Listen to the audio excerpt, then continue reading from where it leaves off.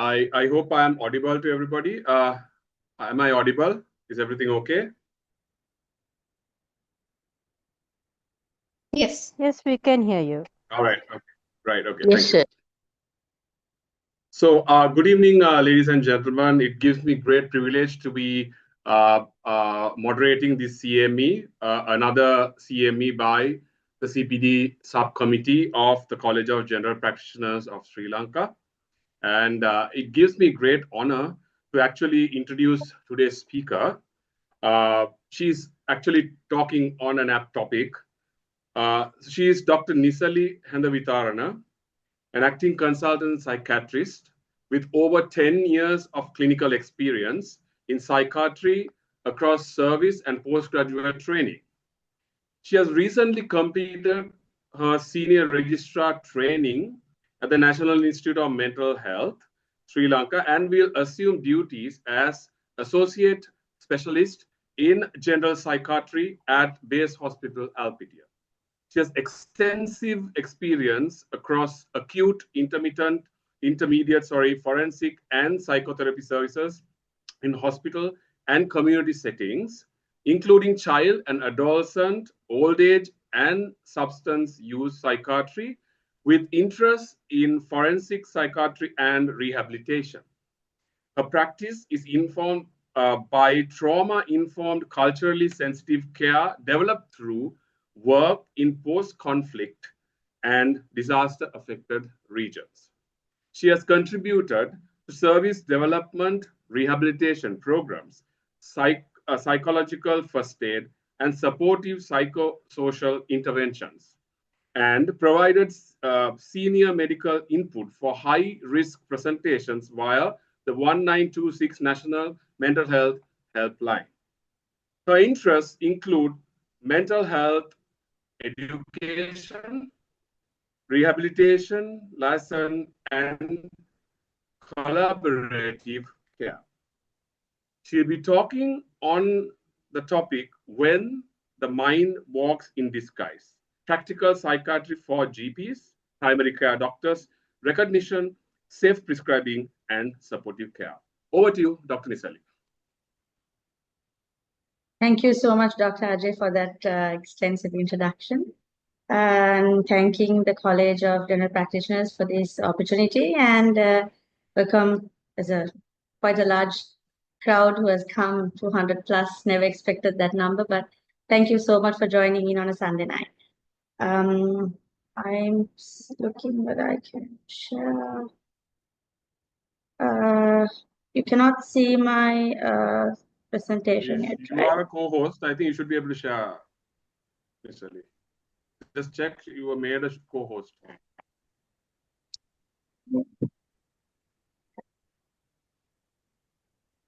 Can you see it now?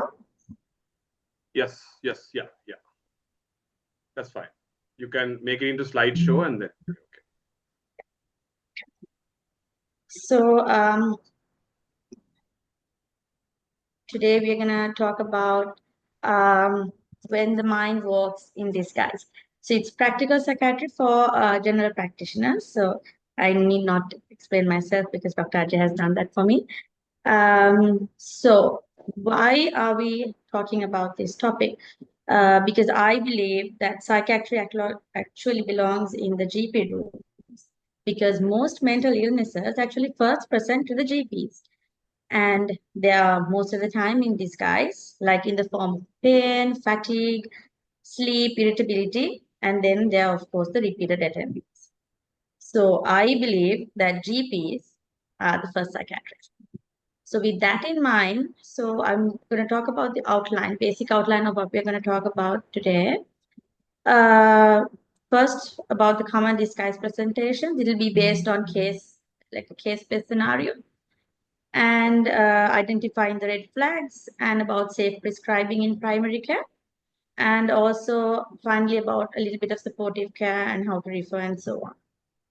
So getting on to the first part, about the common disguise presentations. I have about 5 to 6 cases ready for you. Let's, if there is any questions, you all can ask. So the first one is a 52-year-old female, her name is Samudra, a school librarian presenting repeatedly with symptoms like fatigue, body aches, poor sleep over 6 months. And she's doing multiple investigations, and all of them have come normal. And on further questioning, she reports that she has lost interest in almost everything, and that life has become a bit of a routine and she's just getting through. And she stopped attending the community events that she used to enjoy. However, she denies feeling sad. So, what do you think the differential diagnoses are that Mrs. Samudra? So she's presenting with fatigue, anhedonia, or lack of interest, but no sadness. Could it be a major depressive disorder? Could it be a dysthymia? Could it be a somatic symptom disorder, or what we call a somatization? Or it could be very well a medical cause, because that's why it's coming to the GPs. So can there be depression without sadness? Let's look at the clues that in her. She says that she has a lack of interest or anhedonia. There is a clear functional decline. She is not doing what she's usually doing, and she's not moving along with the other people, so she's withdrawn, and she's coming with persistent somatic symptoms. So, yes, depression can come without sadness.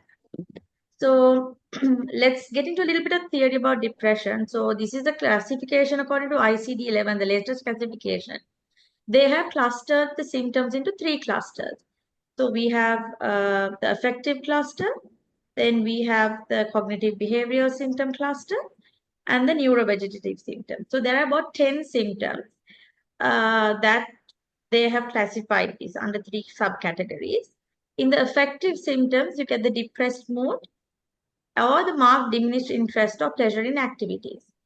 And in the cognitive symptoms, they have difficulties in concentrating, they have difficulties keeping attention, they're very indecisive, they have low self-worth, they're guilty unnecessarily, feeling hopeless, and having recurrent thoughts of death.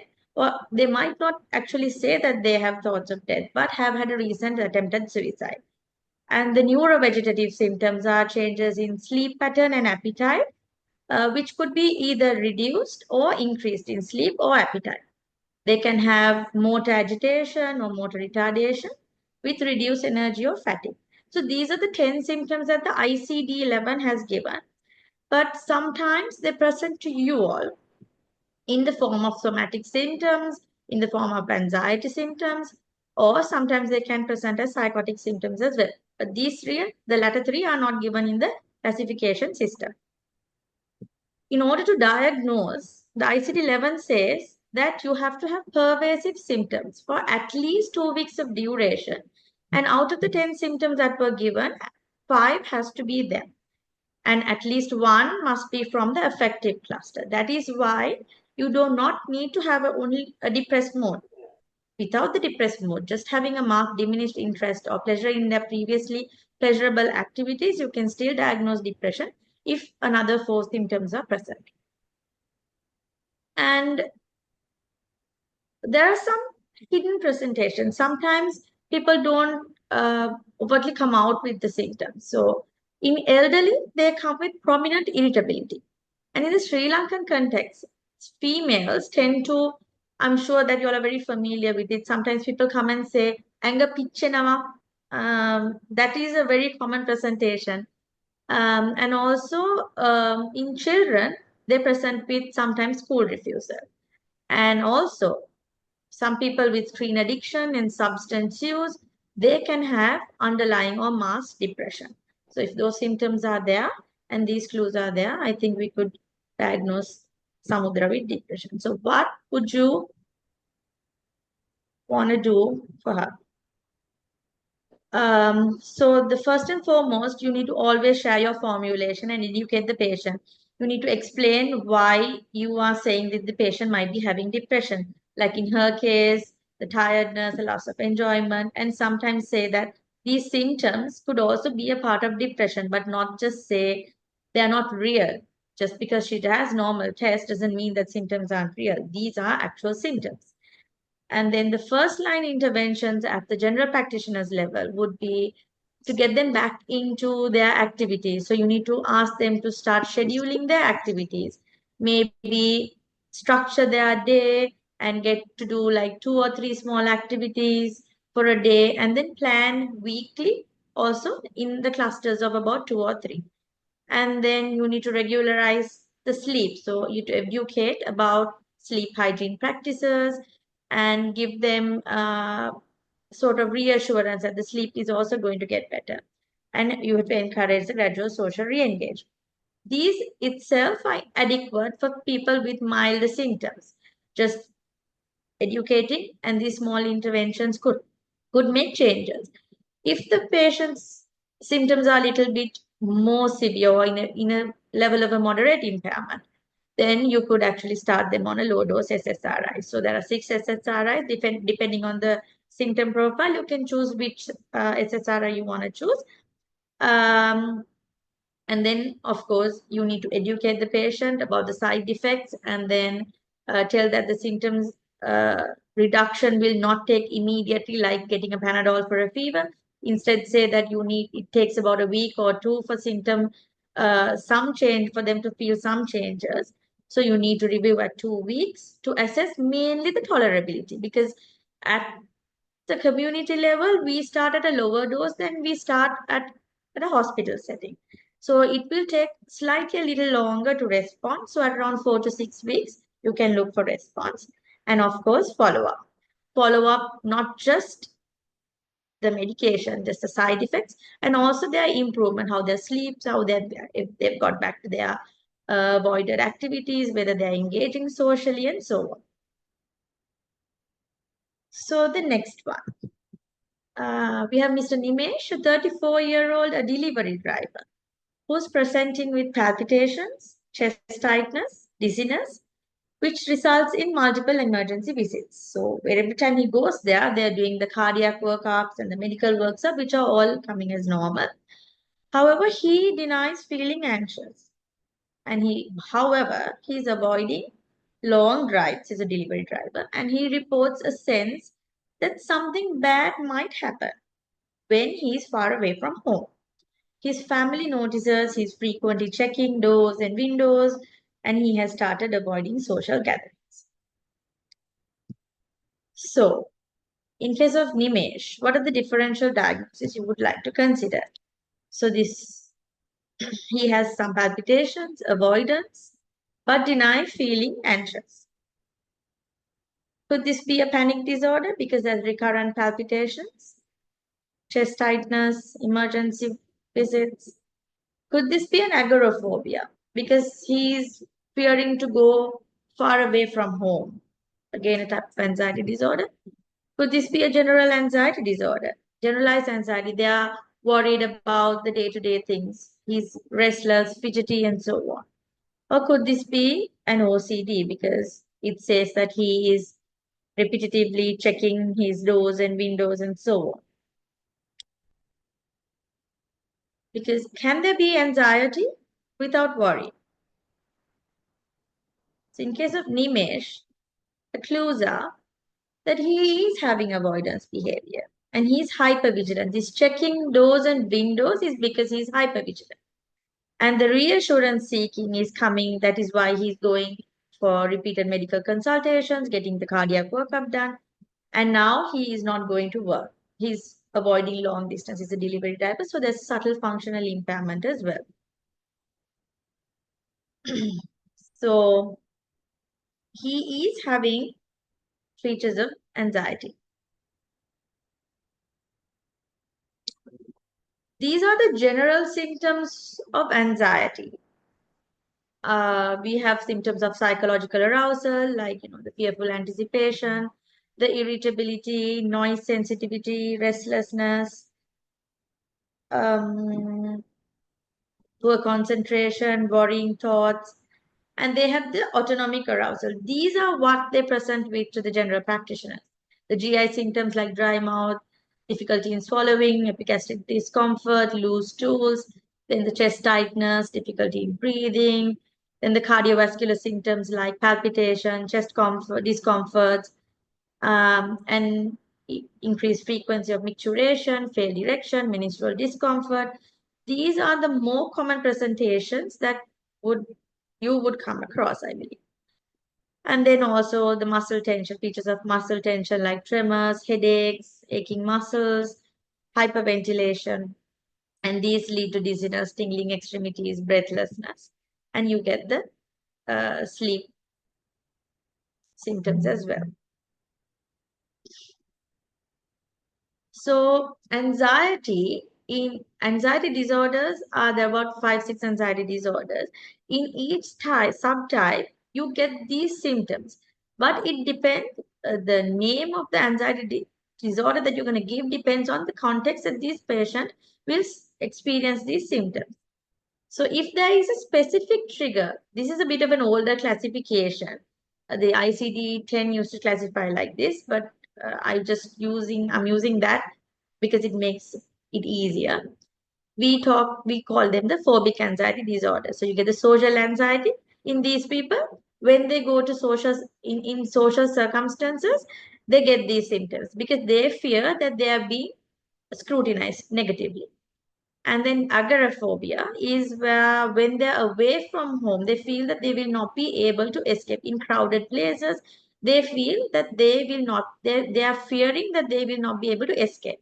And specific phobias, like for animals, for heights, and so many various other triggers, insects, bugs. If there is no specific trigger, it's either a generalized anxiety disorder or a panic disorder. So if it's persistent throughout the day for normal day-to-day stuff like, worrying whether your husband might come back home, whether the kids are okay in school, like throughout the day, they're having these anxiety symptoms for normal day-to-day uh, occurrences. When we say it's a generalized anxiety disorder, and in panic disorders, you get circumscribed anxiety attacks. You get panic attacks literally, but most of them come without a particular trigger. But they too have some bit of an anticipatory anxiety. So in case of Nimish, he's hypervigilant, he's avoiding because he's worrying that he might get another, what do you call, another panic attack. So in this case, what's the plan? You have to explain the physiology. If we're taking this case as a panic disorder because this is the more common one. So just explaining to the patient that these are all symptoms that we feel, like having a missed beat or feeling breathlessness. They are normal symptoms that we all experience. But in your case, you are giving a little bit too much of prominence to this. That is why when you think about it, you start monitoring yourself. Then they sort of, as you feel that it keeps increasing, and that hypervigilance goes into a panic attack, and that is what that person feels like. That person is going to get a heart attack or breathless and die or catastrophizing, basically. Explaining this physiology itself reduces 50% of the problems in most of the patients. And then you go on to explain the reduction of safety behaviors. You can ask the person to gradually expose to avoided behaviors, and you can retrain them with breathing exercises anytime they feel that they have breathing difficulties, panic attacks. You can ask them to do some breathing exercises, but if you think that is not adequate, then you might have to do a referral for the person to undergo cognitive behavioral therapy. If the panic disorders or anxiety is frequent and it's very severe, first line is SSRIs, not the benzodiazepines, because giving a benzodiazepine to an anxiety patient is like giving a drug to a substance addict. So you have to avoid long-term benzodiazepines. And if there is a crisis, like, or there is an important event that the person needs to attend to and is unable to do that, in a crisis situation, you can give a short-term benzodiazepine, but with a clear stop date. You need to explain that you're giving this only for this amount of days, definitely less than 2 weeks. and that it will be a no repeat prescription. And of course, follow up. The third case, Kamala, 45-year-old homemaker. She's presenting with years and years of migrating pains, bloating, headaches, numbness, and these symptoms are worsening when there is some interpersonal issues. She's repeatedly requesting investigations. She's expressing frustration when the tests are normal. Her husband reports that she has reduced household involvement and she's withdrawn from the community and the religious activities that she used to previously enjoy. So she is coming with migrating pains, repeated investigations. What could it be? Can it be a somatic symptom disorder? Could it be a major depressive disorder? Could it be a hypochondriasis or illness anxiety? Or could this be medical causes? Because you know, obviously more than I do, that these migrating pains, bloating are what you all are more familiar than I am. So this frequent visitor, what are the clues that this may be psychological rather than medical? So it's multiple symptoms across systems. It's a long history, years and years. And the distress is disproportionate to the findings. Investigations keep coming as normal, but she keeps presenting to you, requesting for more and more, and it's impacting on the daily function. So we are now going to talk about this Kamala's presentation, which is a bodily distress disorder, or previously known as somatization disorder, or in the ICD-11 it's called the somatic symptom disorder. So in order to diagnose this, you have to have persistent bodily symptoms for at least 3 months or more, and they have to be multiple across various body systems, and they vary over time, most of the time. But occasionally, it could be a single symptom as well, and when it's that single symptom, it's usually pain or fatigue. What's concerning is the excessive attention that is given to the symptoms. There is persistent preoccupation not just with the symptom, but the severity of the symptoms or the possible negative consequences. So because of that, there is repeated contact with the healthcare providers, and they are not reassured easily. So these symptoms are present on most days, and it causes significant distress and functional impairment. And these symptoms should not be better accounted by another mental disorder. Why I've put this forward is, if by any chance the person fulfills the criteria for depression, then that takes the primary diagnosis. There will be a depression with prominent somatic symptoms. So somatization, if you're diagnosing somatization disorder, it's a single entity diagnosis. A person with medical illnesses, say maybe rheumatoid arthritis, could still be having somatization disorder if it is not fitting into a proper diagnostic picture. Because as long as it's disproportionate finding and severe functional impairment because of the perceived issues or the negative consequences of the condition. So in summary, for somatization, the diagnosis is not based on symptoms being medically unexplained. So it's not a diagnosis of exclusion, but it's on excessive focus on symptoms and the disproportionate distress and the health-related behaviors and the impact on daily functioning. So the person feels unheard and there's a strong sense of being invalidated. So what can you do for her? First and foremost, the reframing without dismissing. So in case what we could always do is say, look, we do not need investigations to say that this is this medical illness or this is not this medical illness. The symptoms that you are presenting with already has a diagnosis. The diagnosis is somatization or bodily distress disorder. And I'm saying this because this symptom profile. And I know you're not faking it. Your symptoms are real, and I know that you're in distress, and I am there for you. So basically, it's reframing without dismissing, and to go for a structured care plan, because this is a repeat attendant. So you have to schedule the reviews, not just the symptom triggered visits. Okay, you can come and visit me in 1 week. You can come and visit me in 2 weeks. And in the meantime, you need to follow these plans and have to have that rapport saying you need not do further investigations. If any other investigations need to be done, I will arrange that for you. And you have to have functional goals. So every time the patient visits, you need to revisit to see if the functional goals have been met, like gradually. They are avoiding their normal behaviors, not going out. So you need to gradually increase in the household and the community roles, track the activities. And if psychological input you think is needed, you could always refer.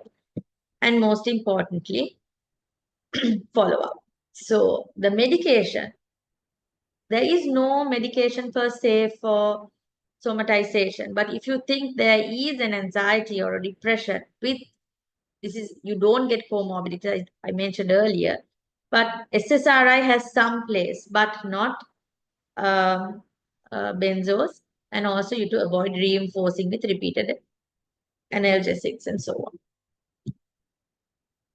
So the next case is Malit, a 38-year-old accounts executive, presenting with worry about having a serious medical illness over the past 8 months.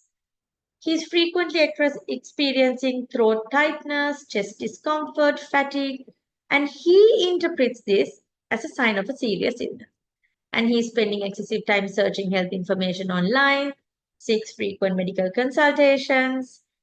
And so many investigations have been done, they are normal, and he's not reassured.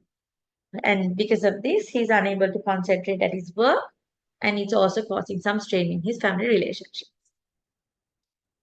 So in case of him, there is illness, there is excess checking, and he's not reassured. What could this be? Could this be a hypochondriasis? Or could this be a somatic symptom disorder that Kamala had before?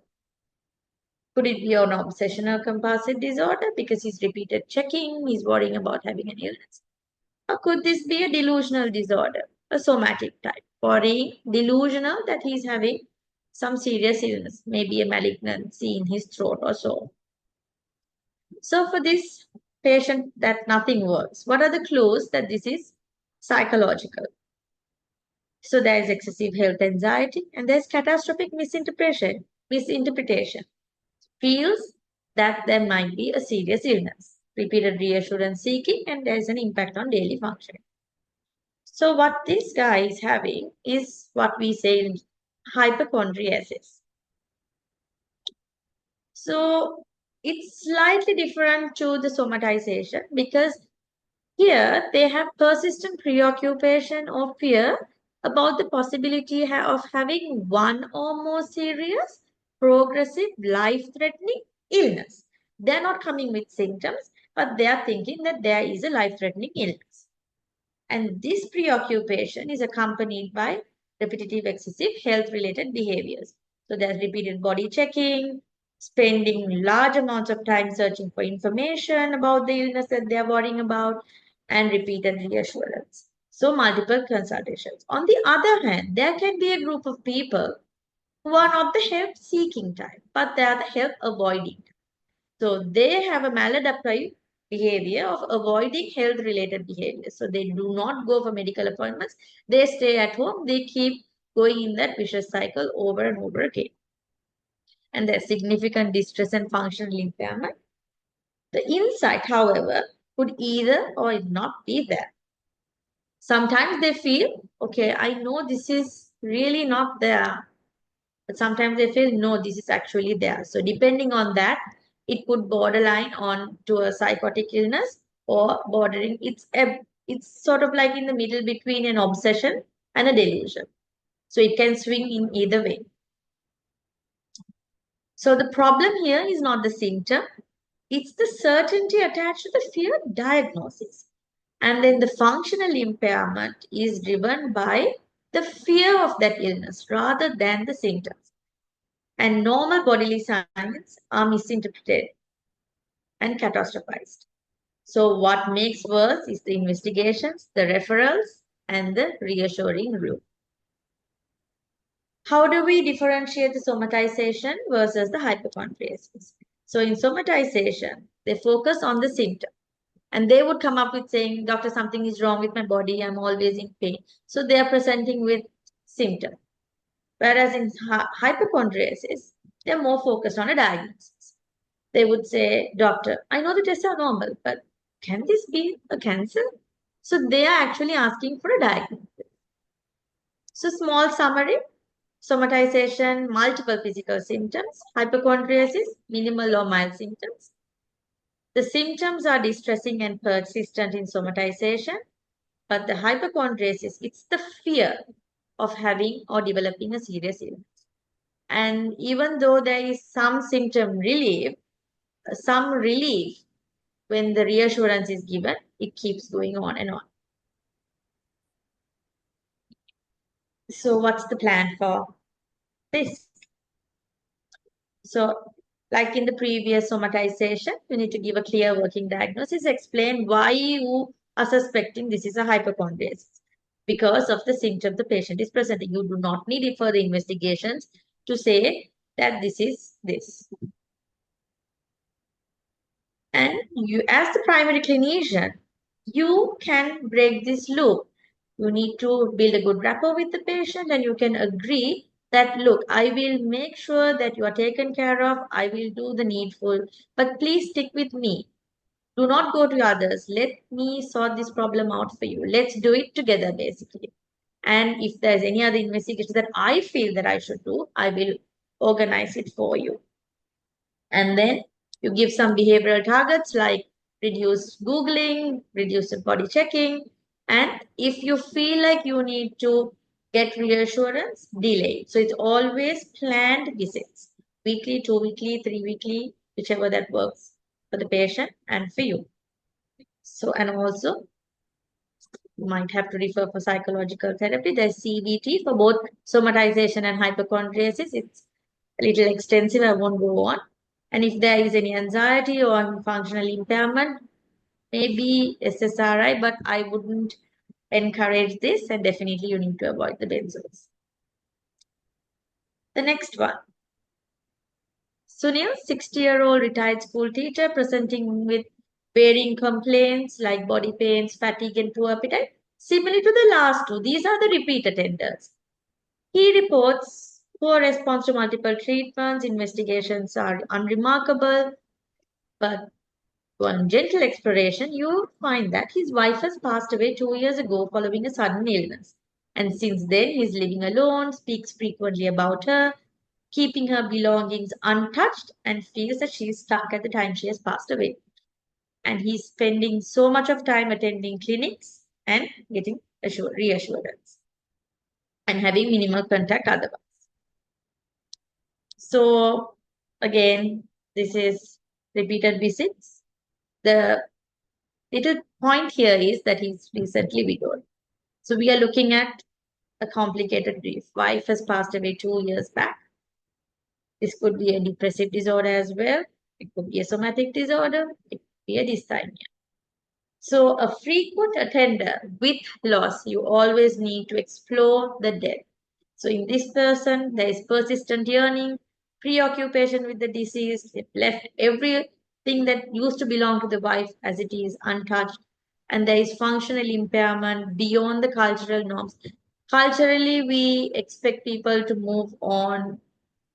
I mean, it depends. Normally, we say 6 months, but you cannot give a clear-cut timeline. But beyond the cultural norms, there is functional impairment and mummification, keeping things as it is. So to diagnose a complicated grief, of course, there has to be a history of bereavement. And then there is a longing for the deceased, intense emotional pain, sadness, guilt, denial, blame, difficulty accepting the death. And they feel like they have lost a part of themselves. So they are unable to experience any type of positive. But beyond that, it's a circumscribed type of a mood problem. When it's related to the death, they cannot experience happiness. But beyond that, sometimes they should be able to move on with the normal things. So there's emotional numbness and difficulty in engaging in social or other activities with distress, functional impairment. And so grief, we say that persisting more than 6 months is necessary, but it's not essential or sufficient to the diagnosis. The key issue is the person fails to adapt. So what we need to find out is if life is still organized around the loss. And if it has been a sudden death, a road traffic accident, we have to be mindful a little bit about whether there are symptoms of PTSD. And also sometimes the people go on to uh, eh, unhealthy coping mechanisms like getting onto substance and so on. So if those things are there, you need to address that before you um, sort out the grief part. And a few more clues for those who are at risk for prolonged grief. If it was a high risk circumstance of death, like a sudden unexpected death, a violent traumatic death, uncovered body, they have not been able to say goodbye to their loved ones. And if there is death with unresolved questions, like death inquiry is still going on. And then there are relationship factors like ambiguous. They've always had conflicts within their relationship, or if it's a very dependent, having minors, and they are having some unfinished businesses. So these people, if you find any of these factors and coming with persistent somatic symptoms and keeps talking about a loss, then you need to think about prolonged grief disorder. So in this person, you need to name what the problem is, differentiate depression, because in depression, it's pervasive. Throughout the day, weeks, months, they cannot feel any happiness. But in case of grief, it's circumscribed, it's around the death. And in depression, there will be suicidality, hopelessness, worthlessness, and so on. But in case of grief, you don't get those depressive cognitions. And sometimes they might want to die, but that is in order to reunite with the loved ones. It's different to what the depression is. And then you to encourage gradual re-engagement with the life roles. And if it's a complicated grief, refer for psychotherapy. And again, structured follow-up and medication. Only if there is depression. You should not give sedatives for loneliness-related distress. So if you give advice on sleep hygiene, getting back to their normal day-to-day activities and socializing, most of these symptoms can go off, and then the rest of the psychotherapy can be taken place. This is the last case. So it's Roshan, a 40-year-old bank clerk, previously reliable and sociable, has been irritable and withdrawn. He reports poor sleep, frequent angry outbursts over minor issues. Family notices him being on edge all the time. There is some avoidance, and he's not depressed, but he says that people are testing his patience. So there is some behavioral change with anger, with some marked change from baseline, emotional dysregulation, withdrawal with sleep disturbance. So what are the differential diagnoses that we can think of? This can be a depressive disorder. This could be an anxiety disorder. This could be a bipolar spectrum disorder because of the irritability, behavioral changes. This could be an adjustment. There are any recent stresses. It could be alcohol or substance use disorders. It could be personality-related issues. It could be a prodrome of schizophrenia or a first presentation of a psychosis or an at-risk mental state. And of course, there can be a medical and organic causes. Frontal lobe pathology is recent, hyperthyroidism, and so on. I have put this for completion's sake. It's a very crowded slide. I'm not going to go into details.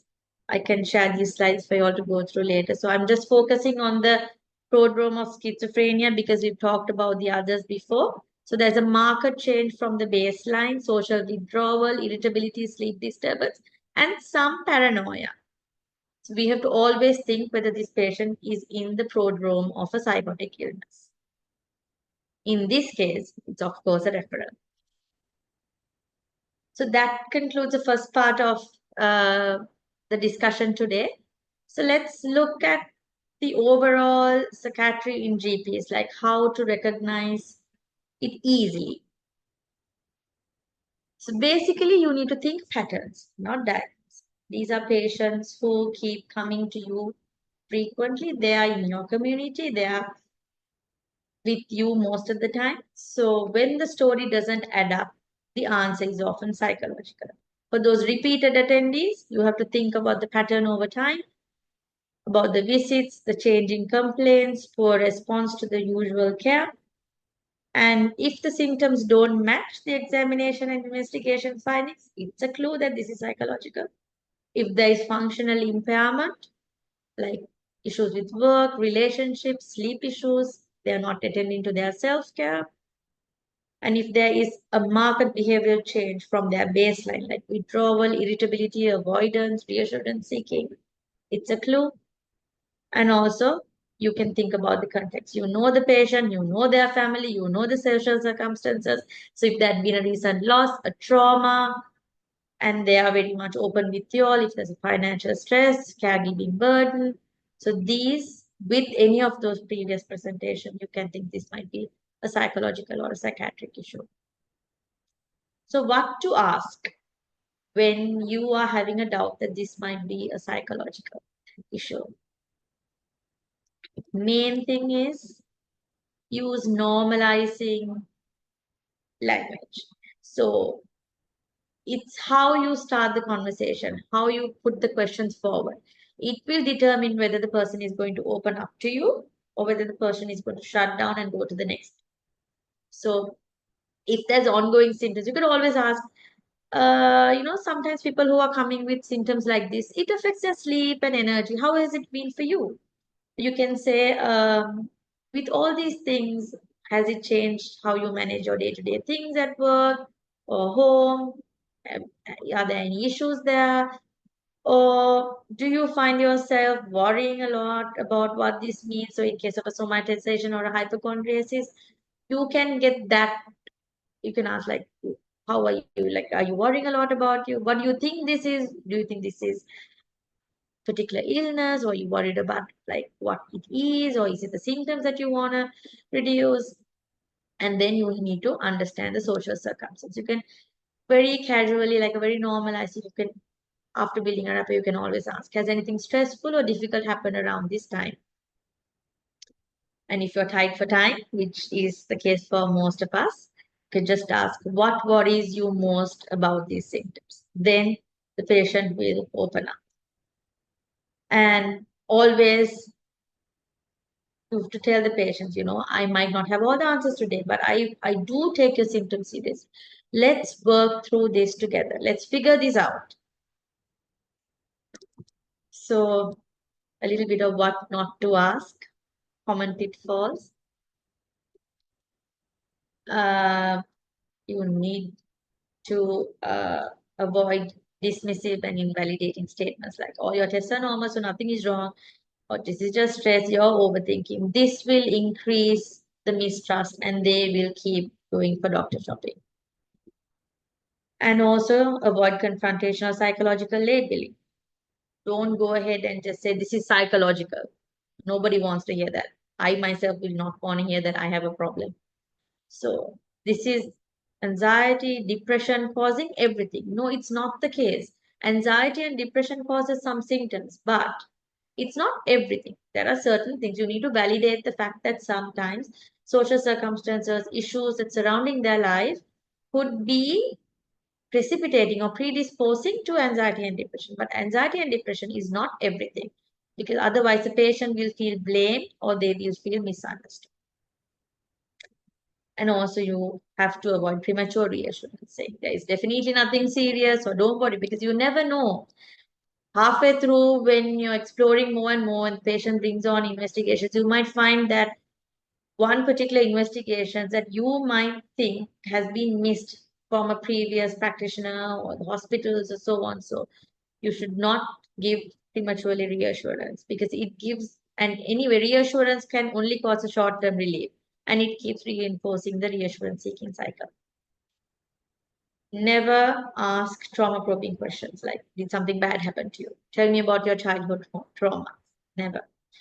You always need to build the rapport. When the patients start talking, you can ask, is there anything else that you want to tell me about? Is there anything that bothers you a little bit more? Is there anything that you wanted to say but you couldn't say? You can always come and tell me. You can go home, think about it, and let me know if there's anything that you else want to share. And then, of course, avoid excessive investigation because sometimes this is not clinically justifiable. But just to be safe, the moment you order investigations, we all do that sometimes to relieve our own anxiety, but that reinforces the illness behavior and the health anxiety. So you need to validate the symptoms, but keep your curiosity and pace the exploration because the patient will come to you. Because the patients don't mind when you don't have answers, but they do mind when they feel dismissed. So getting on to prescribing in primary care. So the common prescribing pitfalls that I think we all know are treating insomnia alone and chasing symptoms instead of syndromes and the long-term benzodiazepines by default. These are the main issues that we come across. So what is safe to start? Antidepressants, if you choose wisely and start slow, you can. Benzodiazepines, you need to know about when to start and when not to, and when to stop. Antipsychotics, it's a strong caution. Better avoid as much as possible because it could mask the presentation for a proper mental state examination and to sort of do an etiological formulation. And then you have to avoid the polypharmacy traps. So regarding the antidepressants, always you need to match the drug to the presentations. In primary care, it's always good to start SSRIs, if you want to start. But then there are 6 SSRIs and different SSRI have their own symptom profile. Like one is good for sleep, one is good for pain, one is good for anxieties and activation. And if they have GI symptoms, if there is bleeding, cardiac comorbidities, and so on. So there are a few things that you need to consider when you're starting an SSRI. And need to start it lower than the textbook starting dose in primary care patients because it will help reduce early dropouts. The moment the patient develops side effects, they will stop it. And you need to always warn about the initial worsening of anxiety like agitation, nausea, poor sleep, which can happen in the first few days and that they are not treatment failures. The moment they develop these symptoms, otherwise they might stop the treatment. And always review weekly or in 2 weeks to see if the patient is tolerating. And also 4 to 6 weeks if there is an effect. By 4 to 6 weeks, if there is no symptom reduction, maybe you need to increase the dose. You can still increase it at 2 weeks as well if they're tolerating. But 4 to 6 weeks, if there is some symptom relief, you can go on for a few more weeks. But if there's absolutely no, you can switch it, but not before that. So benzos. Avoid starting when there is chronic anxiety, health anxiety, somatization, and insomnia for more than 2 to 3 weeks. This patient has been having it for weeks. So you don't need to give benzos. What you need to do is more psychological therapies, behavioral therapies, patients with long-standing things like insomnia. You could always explain about the sleep hygiene practices. Get them back in 1 week and see is there improvement. And for those patients with repeated reassurance and frequent attenders, those with substance use risk, and the elderly, because there's risk of falls, they can develop delirium. And for short use, you can use it reasonably if there's an acute crisis. severe insomnia, but then from on day one itself, you need to have a plan. We need to tell the patient, okay, I'm prescribing you for 3 days, 5 days, or 7 days, and it's a no repeat prescription. And the plan is at seventh day, we are going to tail it off, or at the 10th day, we are going to stop it. Need to give the plan to the patient and also have an exit plan. Antipsychotics, it's not the first line for insomnia, irritability, unexplained somatic distress in the community. You need to avoid small dosing for calming because they become long-term. They sometimes we start an antipsychotic for maybe sleep or something, and then later on they're diagnosed as schizophrenia. But when you go back through the record, they've never had schizophrenia. Someone has prescribed something maybe during a hospital admission and so on, and it keeps continuing. And even at low doses, metabolic and neurological complications can occur. And if you need to start, I feel it's better to refer. So the polypharmacy traps, each new symptoms that is developed, a new drug is added on. And then sometimes the side effects are mistaken for a new illness, and then we make it worse. So the common cascade is you had an antidepressant, then they develop anxiety, you had a benzo, then they develop GI side effects, you add on a PPI, a proton pump inhibitor, and then they don't get sleep, add an antipsychotic, develop an extrapyramidal side effects, add a benzexol, develop akathisia, add propranolol. So a whole lot of medication. So, but if that initial medication and side effect is being contained, you can take it off. And before adding, always ask what can be stopped. And when there are multiple prescribers, most of our patients, they are going to the neurology clinic, the psychiatric clinic, then they are going to the endocrine clinic, and also they're coming to the GPs as well. So multiple prescribers means there's hidden duplication. And sometimes the most therapeutic act is actually these de-prescribing.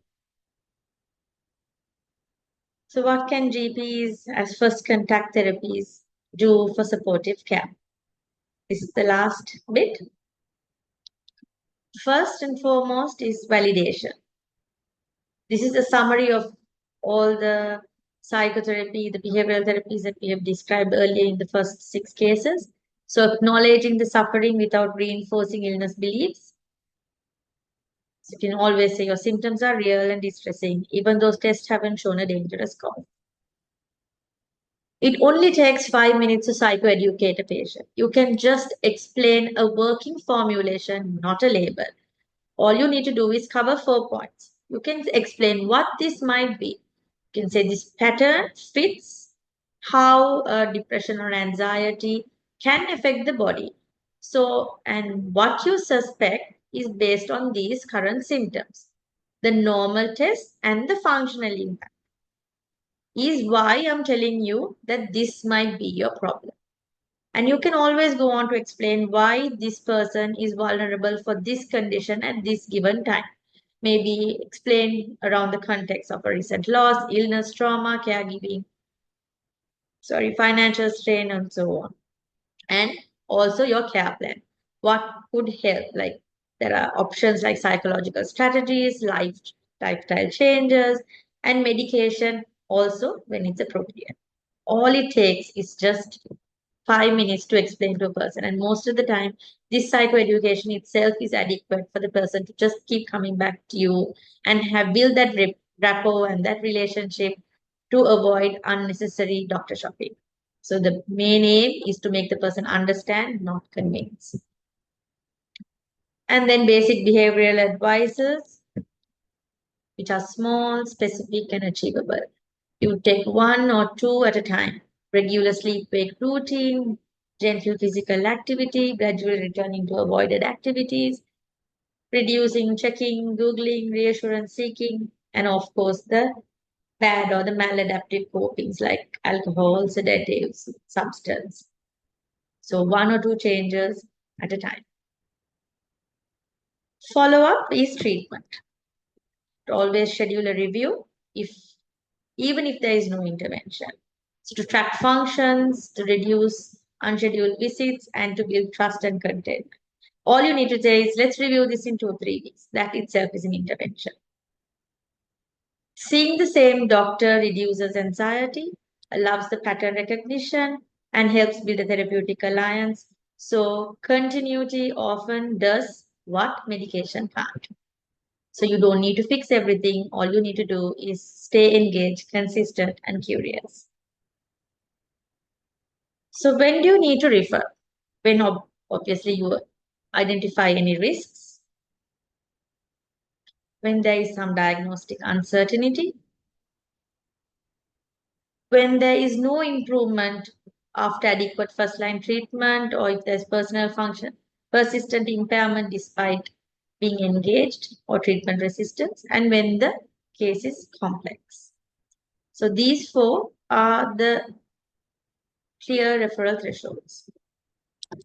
This is very important. So you have managed your patient at your center or at your practice. So how to refer well? You need to give the reason for the referral. What is the most concerning problem? Is the risk, the diagnosis, or what are you looking for? Is it a management advice? The time course and pattern needs to be explained, and also the symptoms that you have observed, because the patient might not go and tell that to the referral, and when you explain, you have seen how this has lined up along the course, you can always explain those. Any psychosocial context that this is occurring in, and what has been tried in your practice, whether it's medication, and if the patient has developed any response or no response or any adverse effects. These are all important to be explained. And of course, the risk assessment.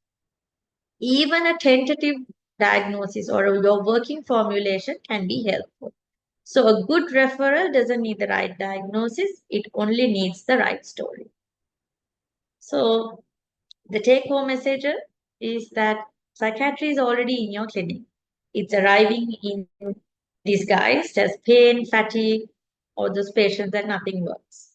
And you do not need to diagnose everything to help. All you need to do is recognize, contain, and continue. So safe prescribing with supportive care is powerful medicine that helps avoid harm, reduce investigations, and build the trust. So this is a little few things that I believe in, that most mental health care happens outside psychiatric units in everyday consultations. So the general practitioners are not the gatekeepers to psychiatry. They are the basic foundation of mental health care. And when the GPs do mental health well, the whole system feels it. And the continuity in your primary care prevents crisis more effectively than the late specialist care. So thank you for choosing to be general practitioners, to be the primary healthcare, the first contact psychiatrist, and also for listening to today's discussion. Thank you very much, Dr. Nisali. I think we all should agree that it was quite an informative and very productive session, focusing upon primary healthcare and GPs like all of us. So I think thank you so much for bringing in and enlightening on some very important facts. Now the forum is open for questions. Please unmute and you can ask your questions.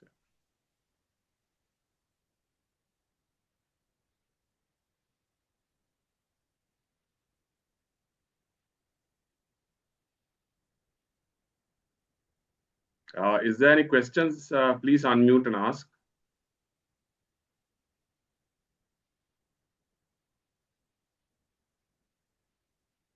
And there are some questions, Nisali, on the chat. Shall I read? I don't know, because nobody's asking. I thought they will ask the question.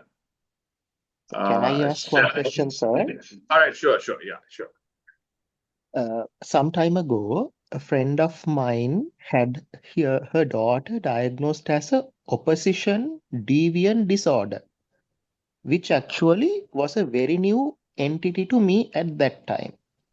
I'm not working in a psychiatric unit. I'm working at Apeksha Hospital at the moment. But can Madam give us a very brief outline on what this is, how to diagnose, and what to do at a primary care setting? Thank you. Thank you for the question. So, oppositional defiant disorder is in children in child psychiatry. You have two conditions: the ODD and the conduct disorder. It's more or less the same, with the severity being varied. But the ODD is more in the younger age groups, like less than 10, 11, and then the conduct more higher. So, what they're presenting is they have they disregard the social norms. They take risks. So they have behaviors like animal harm, stealing, truancy, or school avoidance, not school refusal. They pretend to go to school and they skip school. I mean, we've all done that in our childhood, but we are just saying, they do keep repeating that. They steal, they lie. These behaviors, which we regard as going against the social norms, those are the main symptoms. And along with that, they don't they are not open for advice. They don't take things seriously, and they could also have sibling rivalries. So many. It's like it's a type of a behavioral disorder. So the most the main thing is that they have these behaviors which are against the social norms, and these children are the ones who are more prone to experiment with substance, and then later on go on to develop antisocial personality disorder. So what we basically, sometimes this can come along with attentional deficit, ADHD, what you commonly know. It can come with that or without that. So what we need to understand is that if there are behavioral issues, we need to see whether the parents are reinforcing it, whether there is permissive parenting. If there are problems like that, you need to advise the family. And initially, when you can start on behavioral interventions, like if you do bad things, you will have to face some consequences. Like you do something bad, some of your benefits will be taken off. And then there are sometimes for some children we do prescribe medications like low dose antipsychotics, and if there is any comorbid ADHD and so on, we prescribe. But at that, mainly at the general practitioner's level, it's educating the parents the possibility of that diagnosis, and small behavioral interventions at home, and referring to a child psychiatrist. I hope that answered the question. Thank you, madam. It does. All right, thank you. Any other questions? I think we can, we have a little bit more time, so we can take a few questions. Yeah, whilst waiting, there are a few questions, Dr. Misali. The one Dr. Prematilaka has asked, is screen addiction and sort of apathy is a feature in adult depression? Yes, it could be. Because sometimes screen addiction, apathy is yes. Screen addiction is a way that some people use to mask the depressive symptoms, like substance. It's a type of a dependence. We do all scroll most of the time, but this person's most of the time during the day, their whole life revolves around the screen addiction.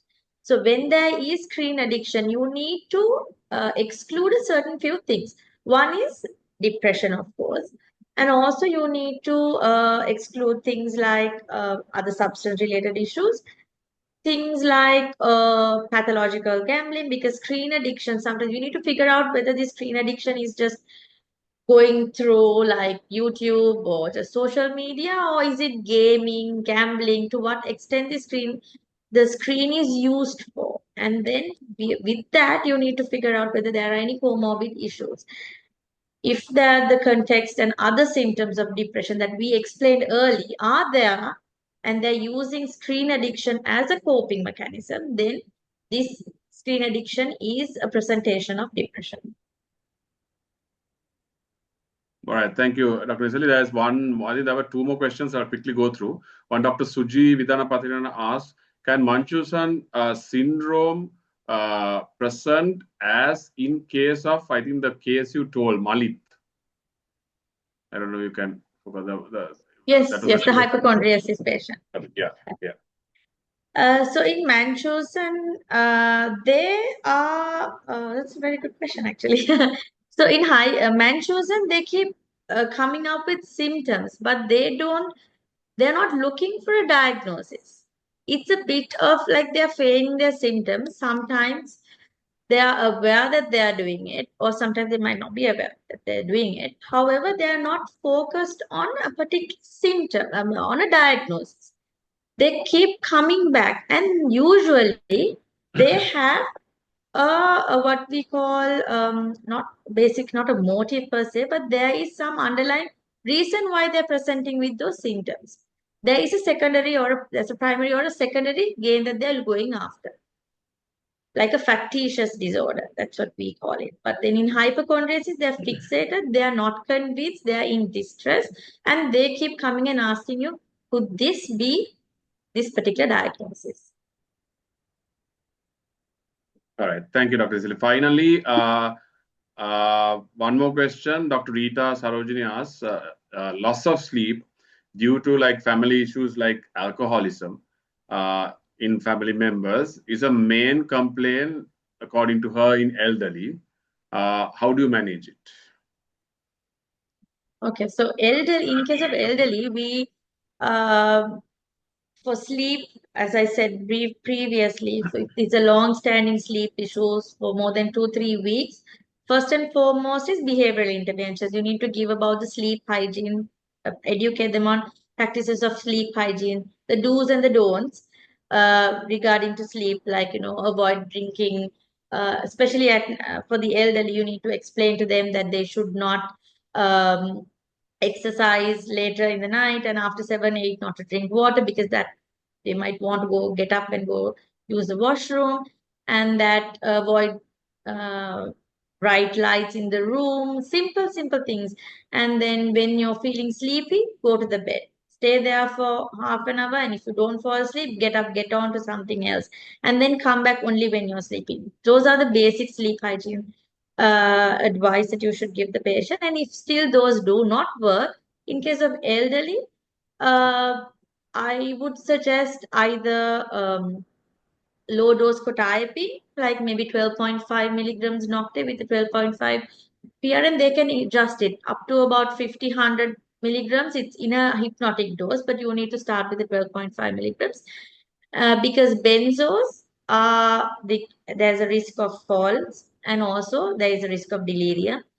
The other option is, of course, Phenergan, but then that also has the potential to cause delirium. So, in case of elderly with sleep problems that don't respond to the basic sleep hygiene advice, low dose quetiapine would work, but for a short period.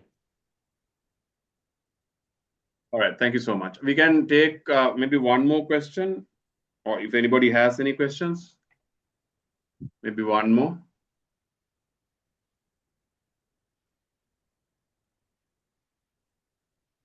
All right. So thank you very much. I think we hit quite a number today, and I think the maximum 300. And what I heard was, unfortunately, there were much more than 300 who were registered, and we only can accommodate 300. So I'm sorry for the people who could not join, but this is a very, very good number. It shows the interest, obviously, from primary doctors and GPs on a topic like this, and I think it was well delivered. Thank you very much, Dr. Nisali. Again, it was a pleasure having you.